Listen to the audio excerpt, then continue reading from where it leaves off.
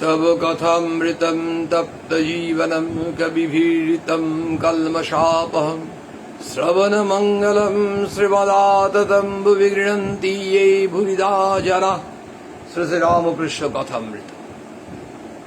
আমরা সাধারণত প্রত্যেক বুধবার কথামৃত পাঠের থাকি, আলোচনায় থাকি। ঠাকুরের শ্রীমুখ নিঃসৃত অমৃত বাণী আমরা শুনি।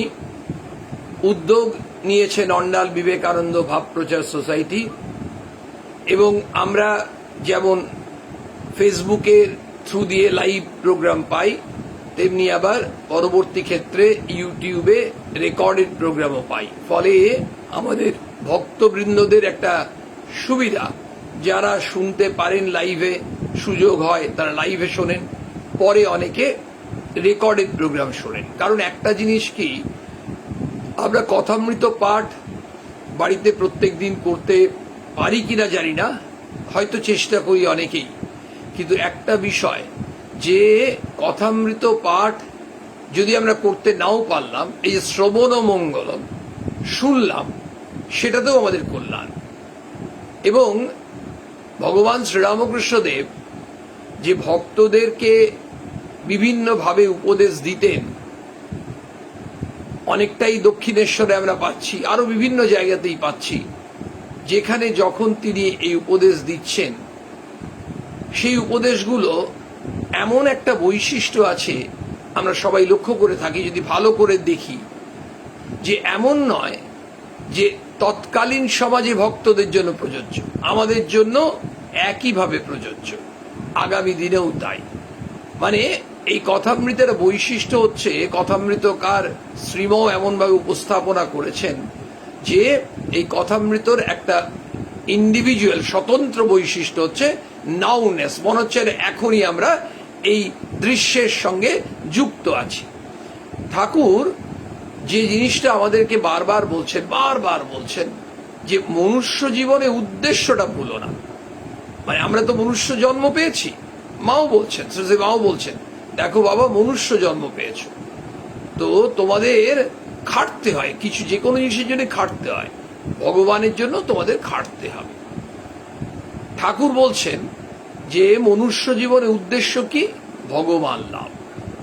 এই যে ভগবান লাভ বা ঈশ্বর লাভ আমরা করব, কি করে করব, তার উপায় কি? খুব সহজভাবে ঠাকুর বিভিন্নভাবে আমাদেরকে বলছেন কোন পথে যেতে হবে, কি করতে হবে। কিন্তু কতকগুলো বিষয়ে ঠাকুর একেবারে স্পেসিফিক্যালি খুব স্ট্রেস দিচ্ছেন, এমফ্যাটিক্যালি বলছেন। তার মধ্যে অন্যতম হচ্ছে ব্যাকুলতা। ব্যাকুলতার ব্যাপারে দেখুন, আমরা সাংসারিক জীবনে, পারিবারিক জীবনেও যখন কোনো একটা বিষয়ে ব্যাকুল হয়ে চেষ্টা করি, ব্যাকুল হয়ে চাই, তখন আমরা সেটা সাধারণত লাভ করে থাকি। দেখুন, একটা ছেলে বা একটা মেয়ে হয়তো গ্র্যাজুয়েট হয়েছে, সে যে স্ট্রিমেই হোক না কেন, তারপর সেই ছেলেটি বা মেয়েটি ভাবছে এবার আমি একটু চাকরির চেষ্টা করব, একটু ক্যাজুয়াল হলো, দেখা গেল 6 মাস 1 বছরে 2-একটা চাকরির পরীক্ষা দিল, একটাতেও সফল হলো না। তারা মনে খুব আঘাত পেল, আরে আমাদের কিছু বন্ধু বান্ধব তো পেয়ে গেল, তাহলে আমরা বোধহয় ঠিক মতো নিষ্ঠা নিয়ে চেষ্টা করিনি। এবার ওরা খুব ব্যাকুল হয়ে চেষ্টা করতে থাকলো, ওদের মধ্যে একটা আন্তরিকতা এলো, ওরা খুব অধ্যবসায়ের সঙ্গে, নিষ্ঠার সঙ্গে, একেবারে মেথডিক্যাল ওয়েতে, ঠিক যেভাবে পদ্ধতিগত প্রস্তুতি নিলে চাকরি পেতে পারে সেইভাবে চেষ্টা করে একেবারে মরিয়া হয়ে চেষ্টা করল, দেখা গেল পেয়ে গেল। তাহলে হয় আমাদের এমন হয়, দেখবেন অনেক সময় যে কোনো, ধরো একটা আমরা উদাহরণই নিই, একটা আধ্যাত্মিক বিষয়ে হয়তো প্রশ্ন মনের মধ্যে জেগেছে, কিন্তু ঠিক উত্তরটা কোথায় পাবো বুঝে উঠতে পারছি না, কিন্তু মনের মধ্যে খুব একটা ছটফটানি হচ্ছে, আনচান করে না, কেমন একটা মনে হচ্ছে উত্তরটা কোথায় পাবো, কোন বইয়ে পাবো, ঠিক, কিন্তু বা কার কাছে যাব। একদিন কি হয়েছে না, আমরা হয়তো সেই মানুষটি যার মনে এই ধরে হচ্ছে, তিনি হয়তো একটি আশ্রমে গেছেন, ধরুন রামকৃষ্ণ মিশনের কোনো আশ্রমে গেছেন, গিয়ে দেখছেন মহারাজকে প্রণাম করতে গিয়ে মহারাজের ঘরে বেশ 5-7 জন মানুষ বসে আছেন, মহারাজ একটা বিষয়ে আলোচনা করছেন। এই মানুষটিও মহারাজের অনুমতি নিয়ে ঢুকে বসলেন। 5-7 মিনিটের মধ্যে দেখা যাচ্ছে উনি যে বিষয়ে আলোচনা করছেন সেই বিষয়েই ওই প্রশ্নটাই তার মনে জেগেছিল। মানে উনি ব্যাকুল হয়ে ছটফট করছিলেন বলে ওই উত্তরটা উনি জিজ্ঞাসা করলেন না, কিন্তু ভগবান সেটা জানেন, ভগবান তার উত্তরের ব্যবস্থা করে দিলেন। আমরা ঠাকুর খুব সুন্দর একটা উদাহরণ দিচ্ছেন, বলছেন একটা মানুষ পুরীর দিকে রওনা দিয়েছে, সে উত্তর দিকে হাঁটছে, হাঁটতে হাঁটতে কিছু পরে জানা গেল যে না, ওটা দক্ষিণ দিকে হবে। তারপরে পুরী পৌঁছলো, কিন্তু অনেক ঘুরে পৌঁছলো। ঘটনা হচ্ছে ওই যেহেতু তার মধ্যে পুরী পৌঁছানোর ব্যাকুলতা ছিল, ব্যবস্থা হলো। ঠাকুর বলছেন যে তুমি যদি ভগবানের দিকে 1 পায়ে গিয়ে যাও, ভগবান তোমার দিকে 10 পায়ে গিয়ে আসবেন। ঠাকুরকে একজন বলছেন যে আমার তো ভগবানকে ডাকতে ইচ্ছেই করে না, নামে কোনো রুচিই হয় না। ঠাকুর বলছেন প্রার্থনা করো, প্রার্থনা করো, তাকে বলো যে আমার নামে রুচি হয় না, ব্যাকুল হয়ে প্রার্থনা করো। বলছেন আবার ব্যাকুলতা যদি না আসে, ঠাকুর বলছেন তুমি যে প্রার্থনা করছো যে তোমার বিবেকের জন্য, বিচার বুদ্ধি, তেমনি ব্যাকুলতার জন্য প্রার্থনা করো। মানে আমাদের জন্য একটা মহৎ উপদেশ, সবই মহৎ উপদেশ, সেটা হচ্ছে আমরা ব্যাকুলতা আমাদের মধ্যে আসুক সেটাও প্রার্থনা করতে হবে। কথামৃতে আজ যেখানে আছি সেখানে মাস্টারমশাইয়ের দিকে ঠাকুর চেয়ে বলছেন, মানে মনির দিকে চাইয়া, মনির দিকে মানেই মাস্টারমশাইয়ের দিকে, অনুরাগ হলে ঈশ্বর লাভ হয়। খুব ব্যাকুলতা চাই, খুব ব্যাকুলতা হলে সমস্ত মন তাতে গত হয়। ঠাকুর বলছেন, অন্যত্র বলছেন ব্যাকুলতা হলে তার কৃপা হয়, ব্যাকুলতা হলে তার কৃপা হয়। এখানে আমরা কি পেলাম? বলছেন যে অনুরাগ যদি আসে তবে ঈশ্বর লাভ হবে।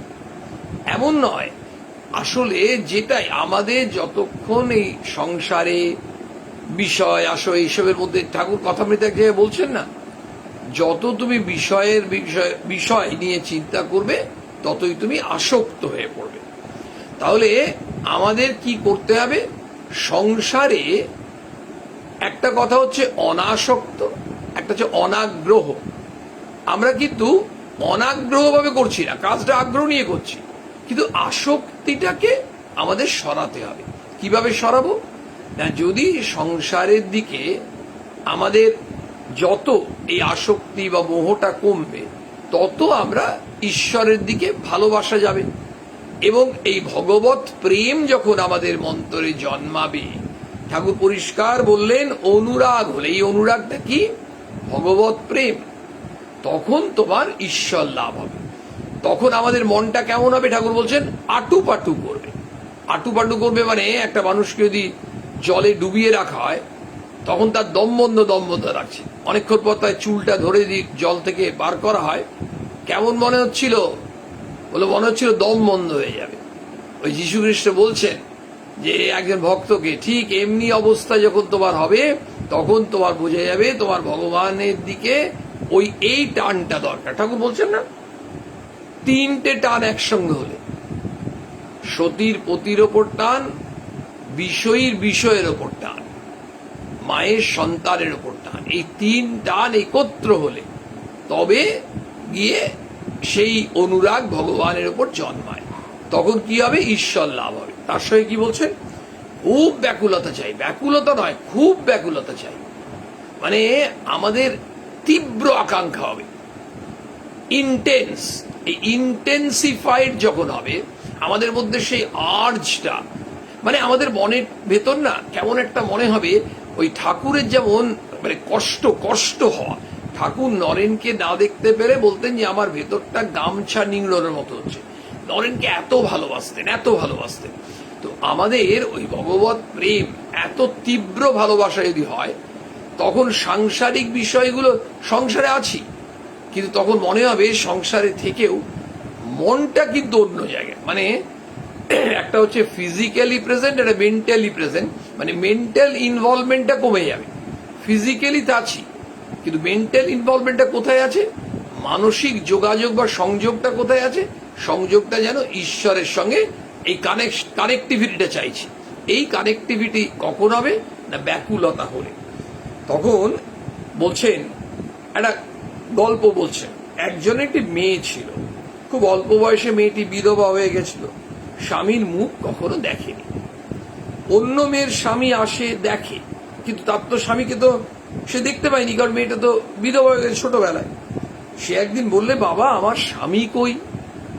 তার বাবা বললে, গোবিন্দ তোমার স্বামী, তাকে ডাকলে তিনি দেখা দেন। মেয়েটি ওই কথা শুনে ঘরে দ্বার দিয়ে গোবিন্দকে ডাকে আর কাঁদে, বলে, গোবিন্দ তুমি এসো, আমাকে দেখা দাও, তুমি কেন আসছো না? ঘরে দরজা বন্ধ করে ওই বাবা বলে দিয়েছে গোবিন্দকে ডাকতে। গোবিন্দকে ডাকছে, তুমি এসো, তুমি এসো। ছোট্ট মেয়ে, ছোট মেয়েটির সেই কান্না শুনে ঠাকুর থাকতে পারলেন না, তাকে দেখা দিলেন। এই যে গোবিন্দ দর্শন দিচ্ছেন, কেন? ওই ছোট মেয়েটি একেবারে এত ব্যাকুল হয়ে কাঁদছে। তার মানে এই যে ঠাকুর এক একটা উপমা দিচ্ছেন, গল্প বলছেন, বলে আমাদের কাছে ব্যাপারটাকে আরো সিম্পলিফাইড করে দিচ্ছেন। মানে আমরা তো শুধু ব্যাকুলতার টার্মটা আমাদের কাছে কেমন অতটা ধরতে পারছি না, এখনই যেন মনে হচ্ছে আমাদের কাছে অনেক সহজ হয়ে গেল। কিন্তু আমরা সেই জন্যই এই যে আজকে আলোচনায় কি ছোট ছোট ছোট ছোট আমাদের দৈনন্দিন জীবনের উদাহরণ, যেমন একজন ধরুন একটি মেয়ের বিয়ে হচ্ছে না, প্রথমে চেষ্টা করছিলেন, 6 মাস 9 মাস গেল, এবার দেখা যাচ্ছে তার পরিবারের লোকজনরা, মা বাবাই হোক, আত্মীয়রা হোক, কাকা জ্যাঠা মামা, সবাই মিলে ব্যাকুল হয়ে চেষ্টা করছে ওই মেয়ের জন্য একটি সৎ পাত্র জোগাড় করা। দেখা গেল যখন একেবারে উঠে পড়ে লেগেছে সবাই মিলে, এবং অনেকে বলছে না তুমি সৎ পাত্রস্থ হবে ইত্যাদি ইত্যাদি, তুমি এবং মানসিক করো, অমুক ব্রত করো, যে যা বলছে তাই করছে। দেখা গেল একটা সময়ে ঠিক তার ব্যবস্থা হলো।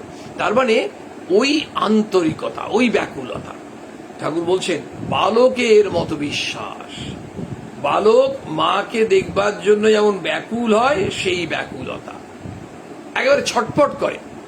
ছোট্ট বাচ্চাটা না মাকে সব থেকে দেখা যাচ্ছে যে অদ্ভুত ব্যাপার, দেখুন মা গর্ভধারিণী মা, সন্তান অনেক সময় ছুটে ছুটে এসে স্কুল থেকে এসে ওই পিঠ থেকে ব্যাগটা খাটে নামিয়ে বা যেখানে পারলো নামিয়ে মা করে ছুটে আসে। অনেক বাচ্চাকেই দেখতে পাওয়া যায়। বাচ্চাদের সহজাত প্রবণতা, খুব কম দেখবেন বাবা করে ঢোকে। এমন নয় যে বাবা চাকরি করছে, তা নয়, কিন্তু বিষয়টা হচ্ছে যে এই যে মায়ের ওপর টান, ঠিক একইভাবে বলছেন বালকের মতো বিশ্বাস। আর বিশ্বাস চাই, বিশ্বাস। এই যে মেয়েটিকে তার বাবা বলে দিলে, এই ঘটনাটি তো শুনলাম গল্পটি, যে তোমার স্বামীকে না গোবিন্দ। মেয়েটি আর কিচ্ছু জানে না, একেবারে সহজ সরলভাবে বিশ্বাস করে নিল তার স্বামী গোবিন্দ। দরজা বন্ধ করে ডাকছে, গোবিন্দ তুমি দেখা দাও, দেখা দাও, দেখা দাও। দেখা দিলেন ঠাকুর। বলছেন বালক মাকে দেখার জন্য যেমন ব্যাকুল হয়, সেই ব্যাকুলতা, মানে ব্যাকুলতার ডিগ্রি।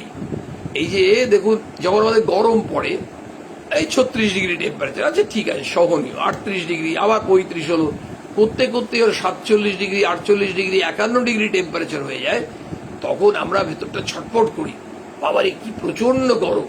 তো তীব্র গরম বলি, তীব্র গরম। ঠিক আমাদের ওই ব্যাকুলতাটা তীব্র হতে হবে, ইন্টেন্সিফাইড। এমন ব্যাকুলতা হবে যেন আমার ভালো লাগছে না, আমি যদি আর এইদিকে মন না যায় আমি বেঁচে থাকবো না। মানে আমার যেমন এই যে ভেতরে কষ্টটা হচ্ছে, যে কারণে স্বামী বিরজানন্দজি মহারাজ বলছেন তুমি যে প্রার্থনা করবে সেখানেও তুমি না এত তোমার ভেতরটা মনে হবে যে এইটা তোমার পূরণ না হলে মনটা একেবারে তোমার বেঁচে থাকতে ইচ্ছে করছে। অনেক সময় হয়তো একজন দম্পতি, তার যদি কোনো সন্তান না হয় 5 বছর 6 বছর 7 বছর বিয়ের পরে, তাহলে স্বাভাবিকভাবেই সেই দম্পতির মনে হয় যে আমার, মানে বিশেষ করে দেখা যায় যে দুজনের হোক বা একজনের হোক, এত তীব্র আকাঙ্ক্ষা একটা সন্তানের জন্য, একটা শিশুর জন্য, যে সব রকম তারা স্যাক্রিফাইস করতে রাজি আছে, কিন্তু ওই ব্যাকুল ভাবে চাইছে ভগবানের কাছে আমাদের একটি সন্তান হোক। ক্ষেত্রীর মহারাজা, আপনারা মনে করুন, আমরা মনে করি ক্ষেত্রীর মহারাজা স্বামীজির অত্যন্ত প্রিয় হয়েছিলেন, স্বামীজি খুব ভালোবাসতেন, আর ক্ষেত্রীর খুব আশীর্বাদ করছেন।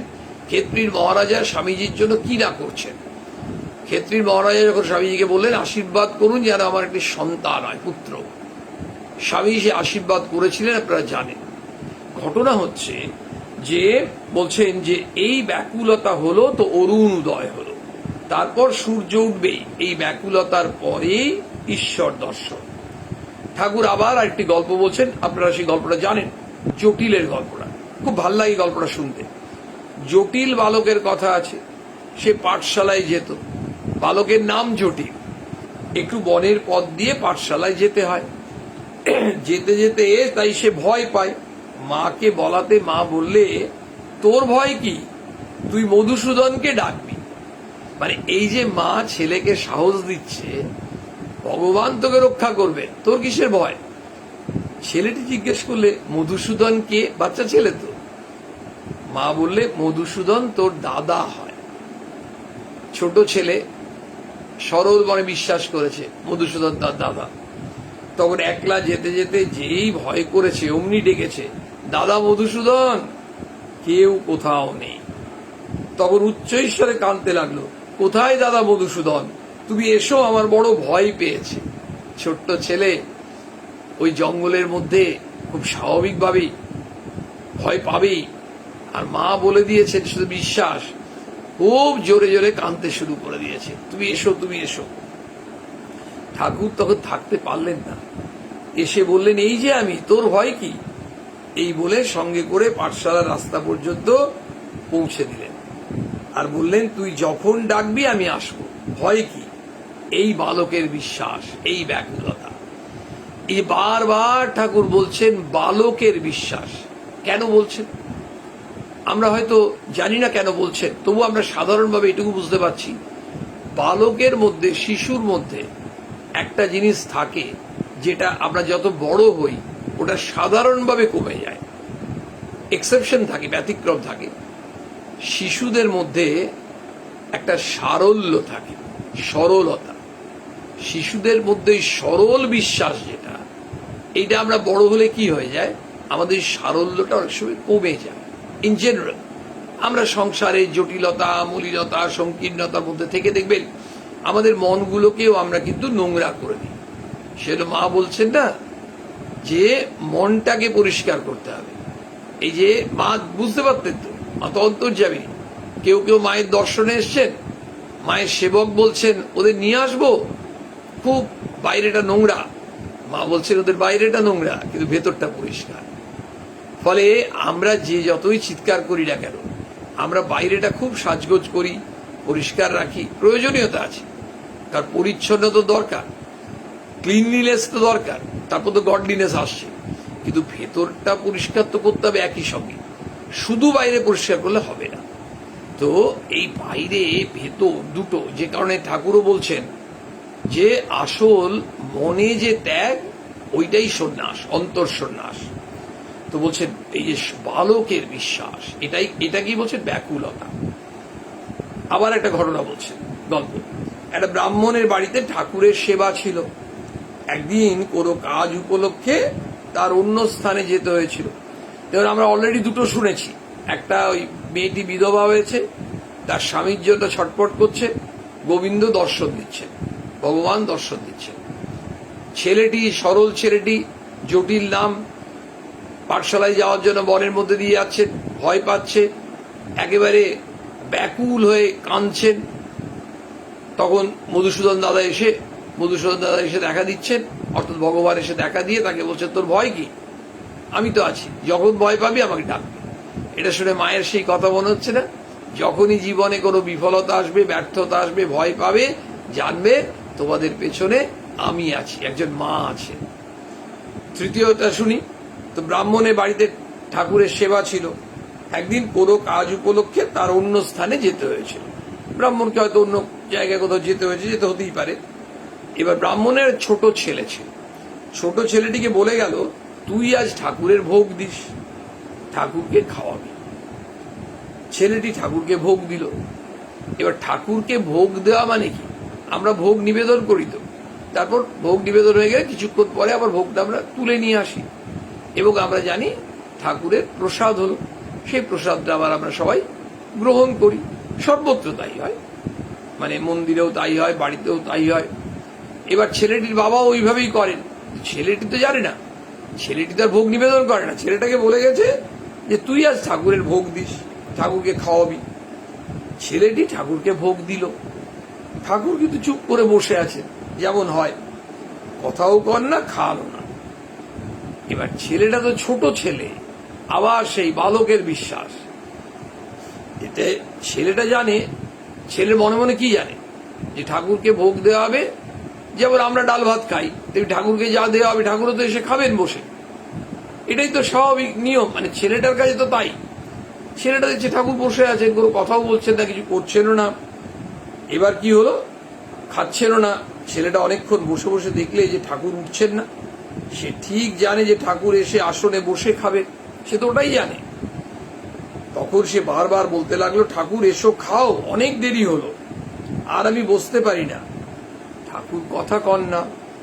ছেলেটি কান্না আরম্ভ করলে, একেবারে ওই জটিলও কাঁদছিল, মেয়েটিও কাঁদছে, ছেলেটাও কাঁদছে, ওই যে কান্না। ঠাকুর বলছেন না, ঘটি ঘটি জল ফেলে লোকে, কি না টাকা পয়সার জন্য, পরিবারের জন্য। কিন্তু আমরা এক ফোঁটা জল এই ভগবান লাভ করতে পারছি না, ভগবানের জন্য কজন জল ফেলতে পারছি। অথচ আমাদের মা বলছেন, জগৎজননী শেষে মা শারদা দেবী বলছেন যে দেখো তোমরা ভগবানের কাছে যাই নিবেদন করো। এই যে একজন কাবার পুকুর গেলেন, ঠাকুরের জন্য দামি ধুতি নিয়ে গেলেন, মহারাজকে বললেন এটা ঠাকুরকে, মানে ঠাকুরকে পরাবেন একদিন। বা জয়রাম বাটিতে গেলেন, মায়ের জন্য কাপড় নিয়ে গেলেন, শাড়ি নিয়ে গেলেন।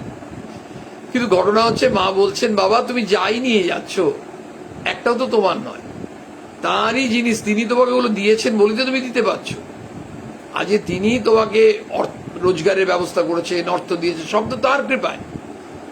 একটা জিনিস তোমার নিজের, যেটা তুমি দিতে পারো।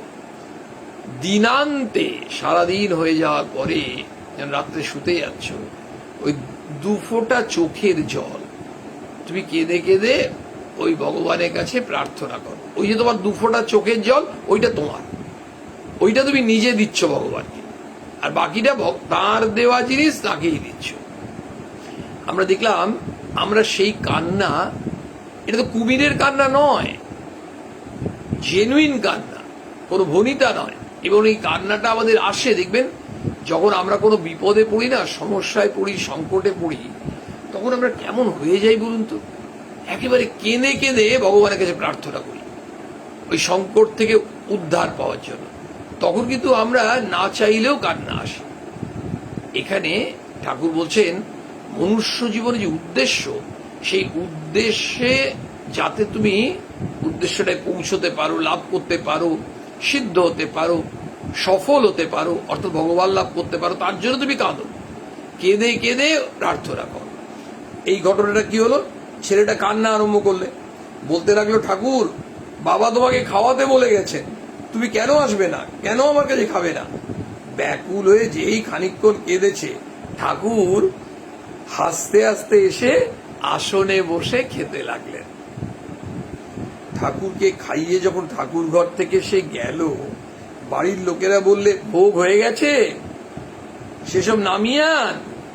ছেলেটি বললে হ্যাঁ হয়ে গেছে, ঠাকুর সব খেয়ে গেছে। তারা বললে সে কি রে। ছেলেটি সরল বুদ্ধিতে বললে কেন, ঠাকুর তো খেয়ে গেছে। তখন ঠাকুর ঘরে গিয়ে দেখে সকলে অবাক। আসলে সবাই তো জানে যে প্রত্যেক দিন ভোগ নিবেদন হয়, ভোগ নিবেদনের সময় আছে, ধরা যাক 10 মিনিট 15 মিনিট যাই হলো, তারপরে ওই ভোগটা, নিবেদিত ভোগটা নিয়ে আসা হয় কি না ভগবানের প্রসাদ, সেই প্রসাদ বাড়িতে সবাই গ্রহণ করে, এটাই তো আমরা সবাই জানি, এবং ওই পরিবারের সবাই তাই জানেন। ছেলেটি যখন বলেছে যে ঠাকুর খেয়ে গেছেন, তখনও হয়তো ওরা বিশ্বাস করতে পারেনি, ধরে নেওয়া যেতে পারে। তারপর ভেতরে গিয়ে দেখছে, ঠাকুর ঘরে গিয়ে সকলে অবাক যে ঠাকুর খেয়েছেন। সন্ধে হতে দেরি আছে, ঠাকুর শ্রীরামকৃষ্ণ নহবত খানার দক্ষিণ পাশে দাঁড়িয়ে মণির সঙ্গে কথা বলছেন। আমরা মাস্টার মশাই, মণি, শ্রীম, একজন ভক্ত, তিনি বিভিন্ন নামে আছেন আমরা জানি, তিনি সবসময় আত্মগোপন করার চেষ্টা করেছেন। সম্মুখে গঙ্গা, শীতকাল, ঠাকুরের গায়ে গরম কাপড়। দেখুন এই যে ডেসক্রিপশন গুলো, এগুলো কিন্তু মাস্টারমশাই করে বসে লিখতেন না। তাহলে ওই যে শীতকাল, ঠাকুরের গায়ে গরম কাপড়, ঠাকুর গায়ে কি নিয়েছেন সেটা পর্যন্ত মাস্টারমশাই লক্ষ্য করেছেন। কোন দিকে বসেছেন, কোন দিকে দাঁড়িয়েছেন, সময় কটা, কে কে উপস্থিত ছিলেন, কি কি কথা বলছেন, কে প্রশ্ন করেছেন, তার উত্তরে ঠাকুর কি বলেছেন, পুরো বিষয়টা মাস্টারমশাই আবার ধ্যান করে রাত্রেবেলায় বসে লিখতেন। অদ্ভুত। শ্রীরামকৃষ্ণ বলছেন, পঞ্চবটির ঘরে শোবে মণি। মণি জিজ্ঞেস করছেন, নহবতখানার উপরের ঘরটি কি দেবে না? ঠাকুর খাজাঞ্চিকে মণির কথা বলিলেন, থাকবার ঘর একটি নির্দিষ্ট করে দেবেন। তার নহবতের উপরের ঘর পছন্দ হয়েছে। তিনি কবিত্ব প্রিয়, মানে মাস্টারমশাই। নহবত থেকে আকাশ, গঙ্গা, চাঁদের আলো, ফুল গাছ এসব দেখা যায়। শ্রীরামকৃষ্ণ, দেবে না কেন? তবে পঞ্চবটির ঘর বলছি এই জন্য, ওখানে অনেক হরিনাম, ঈশ্বর চিন্তা হয়েছে। ঠাকুর প্রত্যেকটি কথা বলছেন একেবারে যার জন্য বলছেন। ওই যে ঠাকুর মায়ের কাছে আমরা শুনেছি না, যাকে যেমন তাকে তেমন।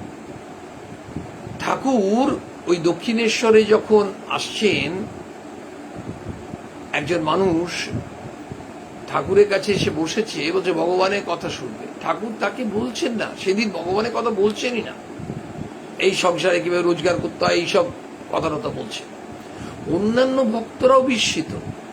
আর ওই মানুষটি যদি এসেছিলেন, তিনি না একটু বিরক্ত হলেন। তিনি বললেন যে, আচ্ছা আমি তো শুনেছি আপনি ভগবানের কথা বলেন, তা আপনি এইসব কথা বলবেন, তাহলে আমি শুনবো কেন? ঠাকুর বলছে, যদি তোমার ভালো না লাগে তাহলে তুমি চলে যাও, কি করব বলো, আমার আজকে এটাই বেরোচ্ছে। তারপর অন্যান্য ভক্তরা পরে খোঁজ নিয়ে জানলেন, যে মানুষটি এসেছিল সেই মানুষটির কাজ নেই, বাড়িতে খুব অভাব। যাকে যেমন তাকে তেমন। ঠাকুর কিন্তু তাকে ঈশ্বরীয় কথা বললেন না, তার তো পেটের ব্যবস্থা করতে হবে। মাস্টারমশাইয়ের জন্য ঠাকুর কিন্তু ইচ্ছে করলে কি নহবতের ওপরের ঘরটা বলতে পারতেন না? নিশ্চয়ই বলতে পারতেন। কিন্তু ঠাকুর মাস্টারমশাইয়ের জন্য আরো বেশি চিন্তা করেছেন। এই জন্যই বলেও দিলেন যে, কেন পঞ্চবটির ঘর বলছি বলতো? ওখানে অনেক হরিনাম হয়েছে, ঈশ্বর চিন্তা হয়েছে। তো যে ঘরটায় দেখবেন, যেখানে আমরা সাধারণ মানুষ, তো অত্যন্ত সাধারণ মানুষ, আমরাও যদি বেলুড় মঠে ঠাকুরের মন্দিরে বসি না, বা মায়ের মন্দিরে বসি, যেখানে বসি, স্বামীজির মন্দির, রাজা মহারাজের মন্দির, জয়রাম বাটি, কামারপুকুর, ওখানে বসলেই একটা এমন স্পিরিচুয়াল ওয়েভ, আধ্যাত্মিক তরঙ্গ প্রবাহিত হয়, এমন একটা আধ্যাত্মিক ভাব।